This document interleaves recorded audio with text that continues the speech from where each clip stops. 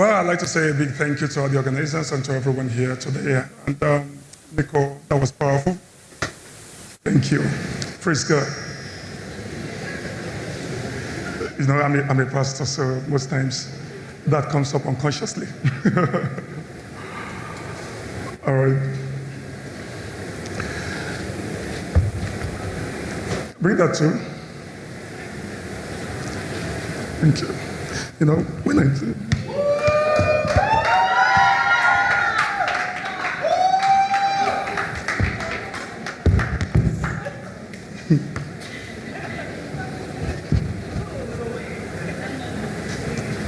Get me that.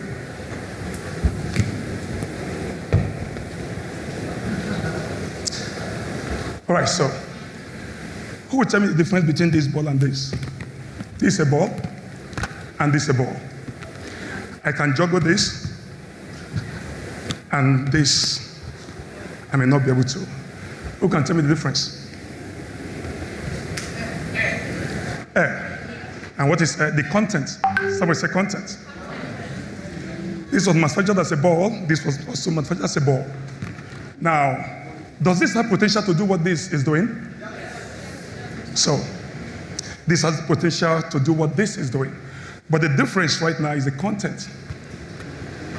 And this can also have this content if it is willing. Okay, so, and this actually is a summary of my talk this morning. If I ask somebody to pick any of these balls, probably you'll pick the one that is already filled that has the content. Okay, so now that's the way life functions. That's the way life functions. People don't relate with you because of who you are. People relate with you because of what you have to offer. Nobody pays you attention because of who you are. People pay you attention because of the value your presence communicates. So this morning, I'd like to just speak briefly on, okay. This is one of my greatest quotes of all time. It's from Miles Monroe. It says, one of the greatest regrets of all times. Okay, no, okay, please give me the quote. It's gone already? All right. He says the richest place on the earth is not the oil fields of Saudi Arabia or the diamond fields of South Africa, but the cemetery. Why? He said inside the cemetery are books, never written, potentials that were never utilized, gifts that were never expressed, songs that were never heard, and inventions that were never seen. So we are looking at proofs that you lead. Proof that you lead. And when we talk about mastery, we are talking about dominion. We are talking about somebody having an authority in whatever field you find yourself. And as a pastor, you know, I get very upset when I see young people wasting time, wasting their lives, and wasting space. I always tell people that most times I get depressed anytime I have the opportunity to travel out of this country. I get depressed. I have never stayed out of this country more than 5 days or 6 days maximum, except for, of course, some other things. Because I get depressed. And then what depresses me? Some of my colleagues, when we travel together, everybody is carried away with what they see abroad. Everybody's enjoying the order, the system that is working, and everything. So I get to tell them when we retire back to the hotel, these things did not just happen. Somebody built them. When we see a working system, when we see a place where there is order, it did not fall from heaven. It was not a product of prayer and fasting. It was a product of somebody taking responsibility and building. So I tell them, this can happen in Nigeria. You know, before I left where I was and I came to Owerri, my pastor told me, you are going to pastor one of the churches abroad. And I told them, I don't have that passion to travel abroad. I believe that we can make something good out of this country. I have a stake in this country. So I told somebody, I said, I know what I go through anytime we go for visa. My little boy is about 11 years old. I told people, in the next 10 years, in the next 20 years, God forbid that my little boy will be queuing at the American embassy, at the British embassy, sleeping overnight just to get visa. Why can't we do something here? And now, look at this. One of the greatest regrets of all time, okay, is the realization at old age of what you could have been that you never were, or you never was. the things the value you could have created, the things you could have done, that's the impact, the positive impact you could have made that you never made. So this is one of the greatest regrets. Somebody arriving at old age and looking back, oh, I could have made a difference. I could have impacted lives. I could have created value. I could have added to the existence, to the value of existence of others. I tell our church people, I said, DACA, we call it DACA, people call it DACA. Okay, that DACA is not in Owerri to be one of the churches in the city of Owerri. We're here to make a difference. If you say, how many churches are in Owerri? And they say, well, you have this, you have this, you have this. You also have DACA. I said, God forbid, it's a waste of space. Okay, that means our presence was not needed. And if your presence is not needed, then you have no business being there. So this is what we drive. And if we look at what we have here, there are always two kinds of people on the face of the earth. Those who make excuses and those who make progress. And I tell you, nobody is remembered for the excuses they made. There's this story I read about two young men that were sent by their company to go to India, okay, to source for a new market for their shoe manufacturing company. The first person got to India and discovered that the people were so poor, they couldn't afford designer shoes. And then he returned back to America and told the people, oh, these Indians are so poor, they can't afford shoes. And then, so it's not a good market for us. Someone else was sent, the person got there, looked at those same people, and then returned back and told them, oh, these people are actually poor. They may not be able to afford the kind of shoes we produce, but we can produce kind of shoes that is suitable for that community. And so, okay, go with it. And then this other guy went there, and in the midst of those poor people, he created a multi-million-dollar market and became a multi-millionaire out of those poor people. Two people sent from the same organization, from same country, went to same place, saw different things. One saw a problem, another one saw value. And that's the kind of thing we see on the face of the earth. Nobody is remembered for what they consume. People are remembered for the value they created. So the question is, are you creating value? Where you are you creating value? So what's the proof that you create value? Number one, I said, is a life of self-value. You must value yourself. Come to the point where you value yourself. You know that your existence on here, in a way, at a time such as this. Listen to me, I'm a person of faith, but I believe in practicality. God did not send you here to just sit and watch who is the governor of Imo State and then see what you can get out of Imo State. God sent you here, whether you are in school or you are a business person or you are an entrepreneur or you are a faith person, whatever you do, God sent you here to add value. And then that value starts with you, knowing that you are a person of value. And I always tell people that if you don't pay attention to yourself, nobody gives it to you because attention is not free. Like the moderator said, he said you have to pay it. And you pay it first to yourself before anybody can pay it to you. Whatever you do in life, you must understand that I'm a person of value. And I told our people in church that if you don't pay the price for success, you will never escape the price of mockery. People will mock you. People will deride you. So value for self. Okay, number two, was that the life of effect? Number two is a sense of personal vision. Why are you here? Why are you starting your business? You know, so I used to talk to some of the politicians that I pastor. I said, don't just go to your community and then gather young people, give them money to start business. No, send them to training. Okay? Build their mental capacity, build their emotional capacity. Giving somebody money to start a business without knowing what he or she has to do is a waste of time. You just created a nuisance. So have a personal vision. Why are you here? Why are you starting the business? Why are you in school? What are you doing with your time at a time such as this? This sense of personal vision actually helps you.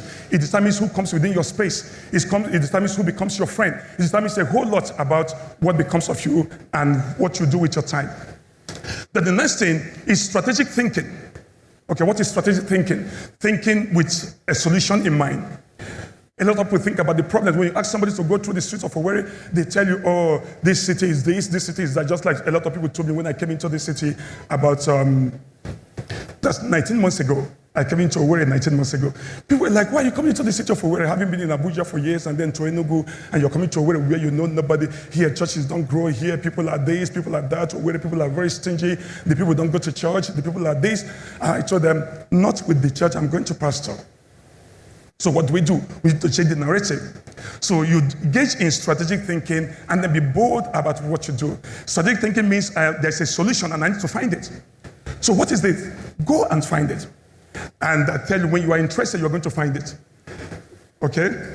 The next thing is, number 4, build strategic relationships. We are talking about what powers a life of effect. Build strategic relationship. And if you look at that word, I say build, I don't say have. There's a difference between having a strategic relationship and building a strategic relationship. Any relationship you don't consciously invest in can never profit you. You must consciously invest in it. You must consciously build it. Like we say, whatever you don't pay attention, whatever you don't pay attention to, will never give you attention before men. So you build it. Don't be a parasite. I always tell our church people, or the people like Pastor, wherever I have the opportunity to speak, don't take the position at the consuming end of the spectrum of any relationship. Whatever you get, invest back into that relationship, build it consciously, and it's going to profit you with time. The next one there is sensitivity and respect for time. We always have, Nigerians have African time. I told them not no more. Anyone going somewhere does not talk about African time. Okay, there's nothing like African time. Time is time.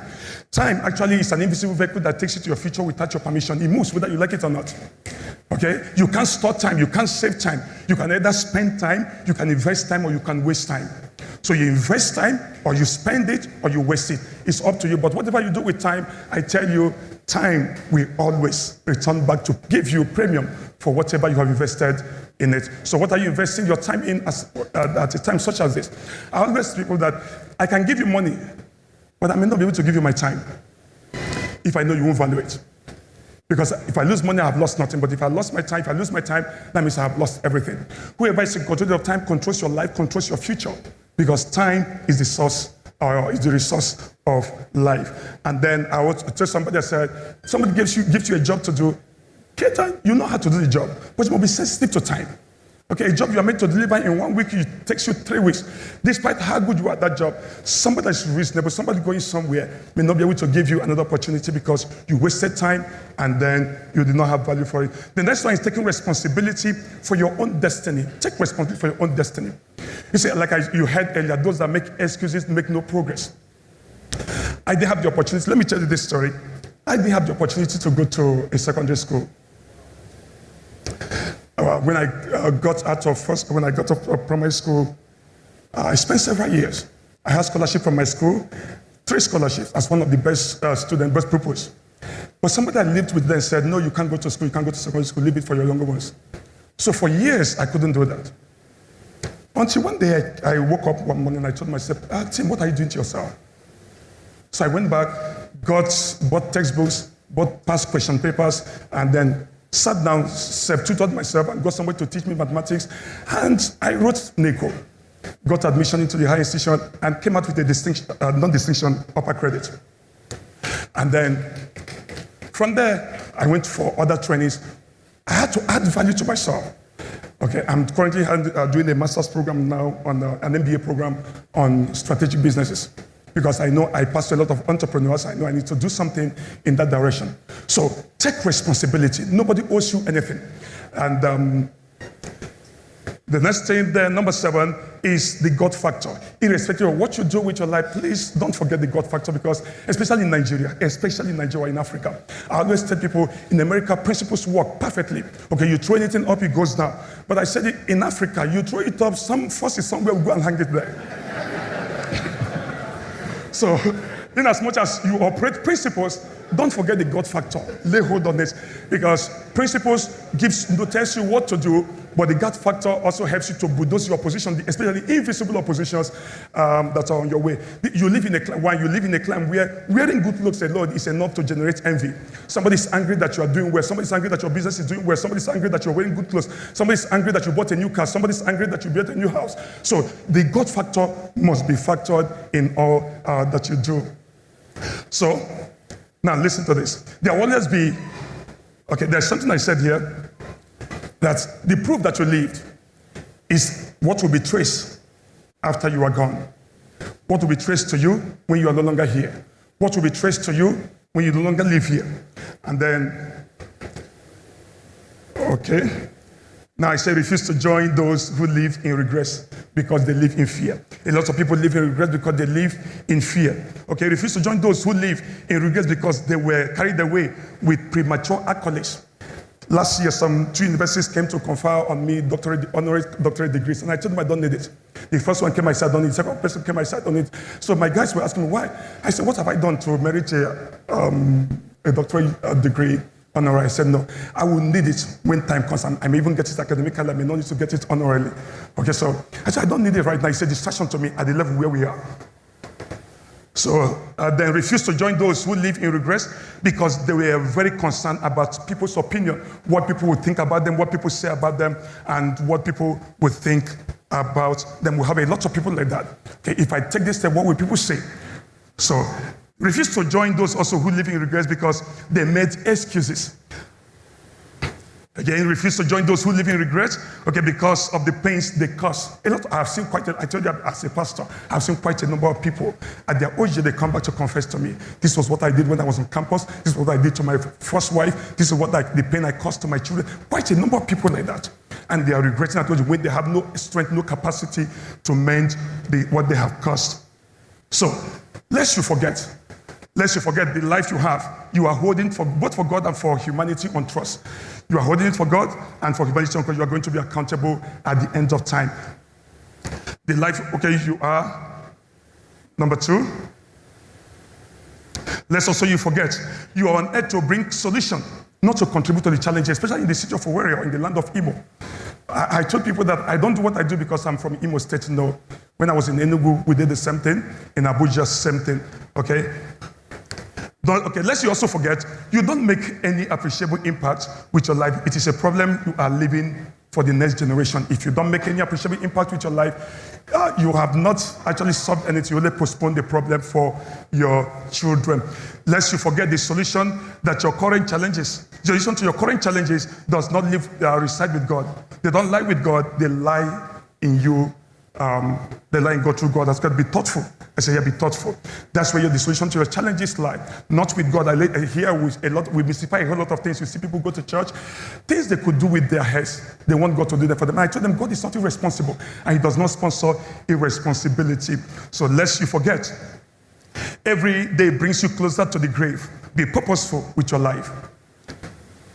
Lest you also forget, the passage of time is the reduction of your strength. Avoid procrastination and do it now. Tell somebody, do it now. Tell somebody, do it now. Lest you forget, people only need you when you have value to add, not when you are a problem to be fixed or you have problems to share. So be value driven.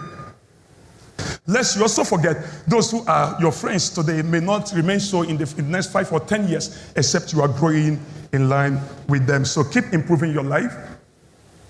Lest you also forget, the truth remains, God is God of deliberate intentions. If you were not needed here to make a difference here, you wouldn't have been created. And since you have been created, don't exist and exit anonymously.